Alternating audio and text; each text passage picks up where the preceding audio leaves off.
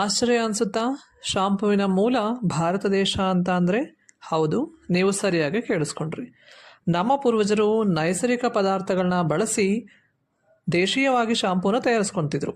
ಅವರು ಬೂದಿ, ಅರಿಶಿನ, ಅಂಟ್ವಾಳಕಾಯಿ, ಶೀಗೆಕಾಯಿ, ನಲ್ಲಿಕಾಯಿ, ದಾಸವಾಳ, ಕರಿಬೇವು ಇವನ್ನ ಬಳಸಿ ಶಾಂಪೂನ ತಯಾರಿಸ್ಕೊತಿದ್ರು. ಇದನ್ನು ಕಾಪಿ ಮಾಡಿಕೊಂಡು ಬ್ರಿಟಿಷರು ಅವ್ರದ್ದೇ ಆದ ಚೇಂಜಸನ್ನು ಮಾಡಿಕೊಂಡು ಲಿಕ್ವಿಡ್ ಶಾಂಪೂನ ಇಂಟ್ರೊಡ್ಯೂಸ್ ಮಾಡಿದ್ರು. ಅದೇ ಲಿಕ್ವಿಡ್ ಶಾಂಪೂನ ನಾವಿವತ್ತು ಯೂಸ್ ಮಾಡ್ತಾ ಇರೋದು. ಇವತ್ತಿನ ಶಾಂಪೂನಲ್ಲಿ ನ್ಯಾಚುರಲ್ ಇಂಗ್ರೀಡಿಯೆಂಟ್ಸ್ ಇದಾವ ಅಂತ ಕೇಳಿದ್ರೆ 99% ಕೆಮಿಕಲ್ ಬೇಸ್ಡ್ ಶಾಂಪೂಗಳೇ ಇದ್ದಾವೆ. ಓನ್ಲಿ ಇನ್ ಪ್ಯಾಕಿಂಗ್ನಲ್ಲಿ ಮಾತ್ರ ಅವರು ದೊಡ್ಡದಾಗಿ ಪಿಕ್ಚರ್ಸ್ಗಳನ್ನ ಹಾಕ್ಕೊಂಡಿರ್ತಾರೆ. ಯಾವುದೇ ನ್ಯಾಚುರಲ್ ಅಲ್ವೋ ಅದನ್ನು ಯೂಸ್ ಮಾಡೋದ್ರಿಂದ ತೊಂದರೆ ಅಂತೂ ತಪ್ಪಿದ್ದಲ್ಲ. So usage of shampoo avoid ಮಾಡಲೇಬೇಕು. ಹಾಗಂತ ಕಂಪ್ಲೀಟ್ ಸ್ಟಾಪ್ ಮಾಡೋಕ್ಕಾಗಲ್ಲ, ಬಟ್ ಟ್ರೈ ಮಾಡ್ಬೋದಲ್ವಾ.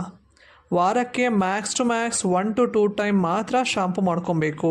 ರೆಗ್ಯುಲರ್ ಆಗಿ ಶಾಂಪು ಮಾಡೋದ್ರಿಂದ ನಮ್ಮ ತಲೆ ಕೂದಲಿನಲ್ಲಿರುವ ನ್ಯಾಚುರಲ್ ಆಯಿಲ್ ಕಂಟೆಂಟು ವಾಶೌಟ್ ಆಗಿ ತಲೆಬುರುಡೆ ಒಣಗಿದ ತರಗೆಲೆ ಆಗುತ್ತೆ. ಅಲ್ಲದೆ ಚರ್ಮದ pH ಮೌಲ್ಯ ಕಡಿಮೆ ಆಗಿ ಟೆಕ್ಸ್ಚರ್ ಅಂತೀವಲ್ಲ, ಕೂದಲಿನ ದಟ್ಟತೆ ಅದು ಕೂಡ ಕಡಿಮೆ ಆಗುತ್ತೆ. ಪ್ರಪಂಚಕ್ಕೆ ಆಯುರ್ವೇದ ಶಾಸ್ತ್ರ ಕೊಟ್ಟಿದ್ದು ಭಾರತೀಯರೇ ಅಂದಮೇಲೆ ನಾವೇ ನಮ್ಮ ಆಚಾರ ವಿಚಾರ ಪದ್ಧತಿಗಳನ್ನ ಮರ್ತು ಹೋದರೆ ವೆಸ್ಟರ್ನೈಸೇಷನ್ನೇ ನಾವೇ ಫಾಲೋ ಮಾಡಿದಾಗ ಆಗುತ್ತೆ. ಅದಕ್ಕೋಸ್ಕರ ಕಂಪ್ಲೀಟಾಗಿ ನಾವು ಆಯುರ್ವೇದ ಫಾಲೋ ಮಾಡಲಿಕ್ಕಾಗಲಿಲ್ಲ ಅಂದರೂ ಇವತ್ತೆಂದರೆ ನಾವು ನಮ್ಮದೇ ಆದಂತಹ ಏನು ಆಯುರ್ವೇದ ಪದ್ಧತಿಗಳಿತ್ತೋ ಅವುಗಳನ್ನ ನಾವು ಅಡಾಪ್ಟ್ ಮಾಡಿಕೊಂಡು ಫಾಲೋ ಮಾಡ್ಕೊಬೇಕು. ಮುಂದೆ ಒಂದಲ್ಲ ಒಂದು ದಿವಸ ನಾವು ಆಯುರ್ವೇದಕ್ಕೆ ವಾಪಸ್ ತಿರುಗಿ ನೋಡುವಂಥ ಸಮಯ ಭಾಳ ದೂರ ಏನಿಲ್ಲ. ಆದ್ದರಿಂದ ಇವತ್ತಿಂದನೇ ಏನು ಮಾಡೋಣ, ಆಯುರ್ವೇದಗಳನ್ನು ನಾವು ಅಳವಡಿಸ್ಕೊಳ್ಳೋಣ.